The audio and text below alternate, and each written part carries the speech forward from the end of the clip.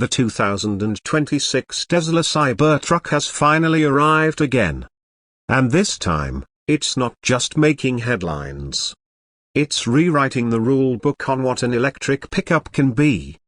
Love it or hate it, the Cybertruck has entered a new phase. It's no longer a promise. It's a machine that's rolling off production lines, ending up in garages, and showing up on the road. But the real question is, has Tesla actually delivered what it claimed, or is this still a sci-fi fantasy dressed up in stainless steel? The first thing people will notice is that, visually, almost nothing has changed. Still wedge-shaped. Still unapologetically angular. Still more Blade Runner than any street-legal vehicle has a right to be. But while it looks the same, under the surface, the 2026 model has undergone some major refinements. Tesla has spent the past couple of years fixing early manufacturing inconsistencies and performance quirks. The result? A truck that's more reliable, slightly better built, and finally, available in enough quantity to be seen in the wild. So, let's start with the basics. The 2026 Cybertruck comes in three main variants: the rear-wheel drive single-motor, the dual-motor all-wheel drive, and the Beast, the tri-motor Cyberbeast. Most of the early attention is on the dual-motor and the Cyberbeast, for obvious reasons. The single-motor version is targeting fleet customers and budget buyers, but it won't ship until late 2026 or early 2027. So for now, the spotlight is on the higher-end builds. The dual-motor Cybertruck is no slouch. 0 to 60 in just under 4.1 seconds. Over 600 horsepower. Around 340 miles of real-world range, depending on how you drive it. And thanks to Tesla's software updates and revised thermal systems, this version finally seems to maintain performance without overheating after a couple of hard launches, something early 2024 models struggled with. But it's the Cyberbeast that people can't stop talking about. Tesla claims 0 to 60 in 2.6 seconds. Real-world testing shows it's slightly slower, maybe 2.8 to 3.0 seconds depending on conditions and tire choice. Still, that's absurd for something weighing over 7,000 pounds. You can't really understand what that feels like until you're behind the wheel. It defies physics. It feels wrong in the best way. And that's the theme with the Cybertruck. It's not about subtlety. It's about brute force and futurism. It doesn't care if it fits in a parking spot. It doesn't care if it makes sense. It's built to be different. But here's the thing, being different doesn't always mean being better. Inside, the interior is exactly what you'd expect from Tesla in 2026. Clean. Sparse. All touch screen. The 18.5-inch central display now runs on Tesla's updated UI with snappy transitions, better nav rendering, and improved multi-user profiles. There's also a second screen in the back, similar to what we saw in the refreshed Model S and X. Rear passengers finally get climate control and media settings. Wireless charging pads, hidden storage compartments, customizable lighting, it's all here. The seats are firm but not uncomfortable. Not quite luxury. Not quite utility. Somewhere in between. This is not a truck designed for ranch hands. It's designed for people who want to look like they do something rugged. That said, the materials are upgraded from the first production batch. The dash no longer feels like recycled cardboard. Door panels don't flex when pushed. Tesla has quietly responded to criticism, and the 2026 interior feels tighter and more refined. Still, build quality remains inconsistent. Some units have panel gaps. Others have minor rattle issues. And yes, that stainless steel finish still shows fingerprints like crazy. If you want a clean Cybertruck, be prepared to spend a lot of time wiping it down. And don't even think about automatic car washes. Tesla specifically warns against them. Let's talk utility. The Vault, Tesla's term for the bed, offers 6.5 feet of usable space, with a powered tongue cover that's finally less glitchy than earlier versions. It can support up to 3,500 pounds of payload, and the Cyberbeast has a towing capacity of over 11,000 pounds. The built-in air suspension allows the truck to raise or lower itself by several inches, which helps with loading and off-road clearance. It's legit. This thing can actually go off-road now, thanks in part to software-controlled locking diffs and terrain modes that were missing in earlier builds. But here's where it gets weird. Tesla still doesn't use Apple CarPlay or Android Auto. Still doesn't support third-party apps. You're stuck in Tesla's ecosystem. And while the software is better than it used to be, it's still limiting. Want to use Waze? Tough. Want to listen to podcasts that aren't on Spotify? Good luck. For a vehicle this futuristic, the software freedom is surprisingly locked down. Charging is the usual Tesla story. Supercharger V4 stations make it easier to juice up quickly, and the Cybertruck can now take advantage of the 800-volt architecture to add over 200 miles in 15 minutes under optimal conditions.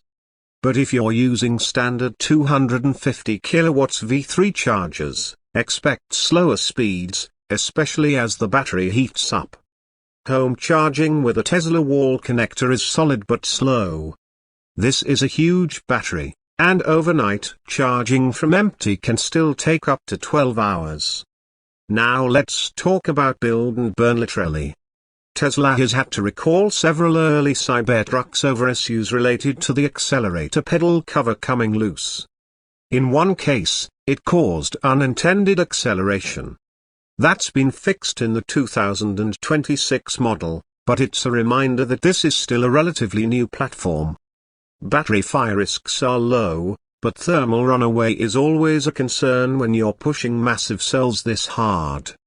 Tesla's battery management system has been updated to include better cooling pathways and redundant safety shutoffs. But the reality is, this truck is a rolling computer.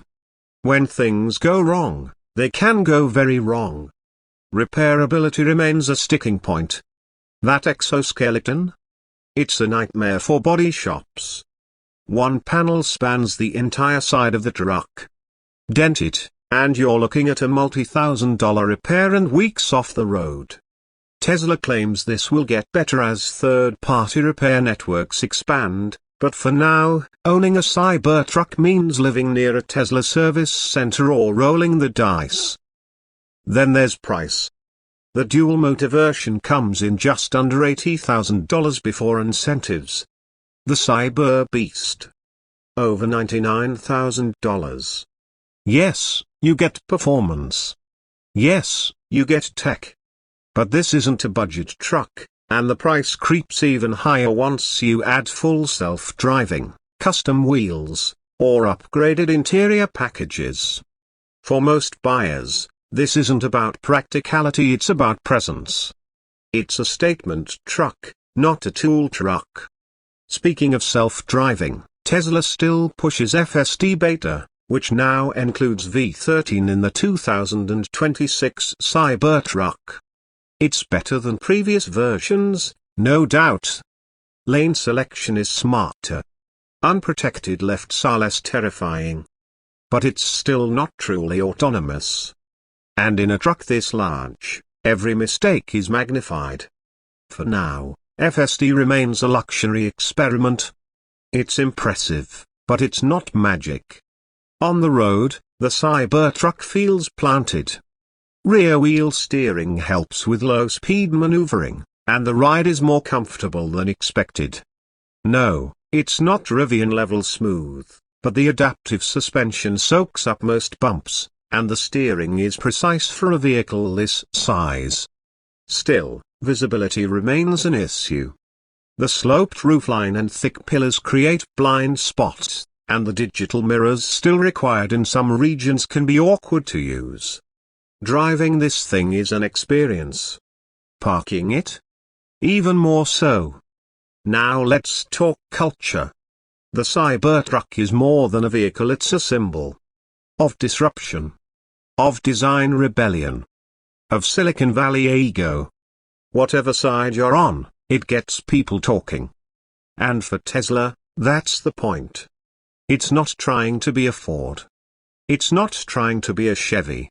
It's trying to be Tesla, and that means pushing boundaries, even when it means alienating traditional truck buyers. Some owners absolutely love it. Others are already flipping theirs.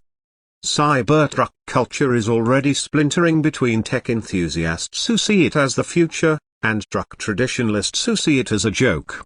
But underneath the hype, there's a question worth asking: will this vehicle still matter in 5 years? Or is it just a meme with wheels? Let's not forget the competitors. Rivian's R1T continues to be the most well-rounded electric truck on the market. The F-150 Lightning is improving with every model year. And Chevy's Silverado F, though delayed, is showing promise. Meanwhile, startups like Canoo and legacy automakers like Toyota are experimenting with electric utility in less flashy but possibly more useful ways. So where does that leave the 2026 Cybertruck? It's not for everyone. It's not supposed to be. It's heavy, expensive, and often impractical. But it's also thrilling. It's fun. It's a conversation starter. It's a rolling contradiction, part high-tech toy, part brutalist art piece, part muscle car, part delivery rig. If you want something that blends in, look elsewhere. If you want a truck that quietly does its job, there are better options. But if you want something that turns heads, demands attention, and breaks almost every conventional rule, this might be it. That said, we've got to burn it down a bit. The Cybertruck is still limited by Tesla's service network. Still plagued by occasional software glitches. Still relying on promises about full self-driving and feature unlocks that may or may not happen. The idea of this truck still feels bigger than the reality. It's caught in the space between prototype and product. And until Tesla proves otherwise, that's the tension it lives in. But maybe that's the point. The Cybertruck doesn't need to be perfect. It just needs to be loud. And in that, it succeeds. For those of us who build and burn, who look at machines as more than just transportation, this truck is fascinating. It's flawed. It's bold. And it's only just beginning to show us what it really is. So yeah. The 2026 Cybertruck. It's finally here. And it's just as ridiculous and brilliant as we hoped it would be.